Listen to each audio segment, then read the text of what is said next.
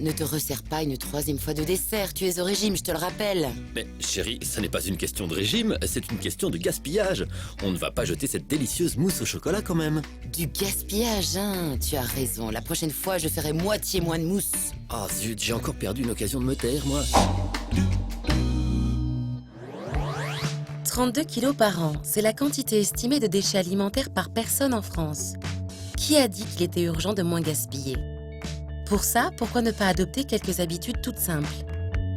Avant de faire ses courses, on peut faire l'inventaire de ses placards à victuailles. On peut aussi établir les menus de la semaine. Ainsi, établir une liste de courses en fonction de ses besoins. Cette dernière en main, il ne vous reste plus qu'à faire vos courses avec une attention particulière aux dates de péremption.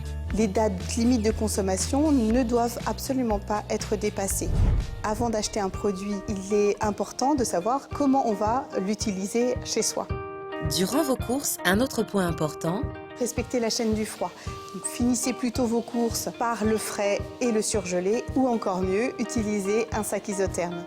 et puis essayez de ne pas céder à la tentation des promotions du type un produit acheté, un produit offert. Vous risquez de vous retrouver avec des quantités importantes de produits à stocker et de dépasser les dates limites de consommation. Enfin, de retour chez vous, Ayez soin de ranger tous les aliments dans le frigo ou dans le congélateur en fonction de leur nature. Et surtout, une fois qu'ils sont consommés, si vous avez des restes, n'oubliez pas de les accommoder sous forme de quiche, de tarte ou de cake. Avant de faire vos courses, pensez à établir la liste des menus de la semaine pour acheter au plus juste.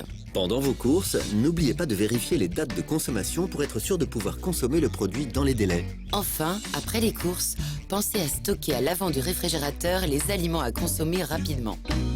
Moins gaspiller, c'est économique, écologique et en plus, ça peut aider au régime de Montbernard.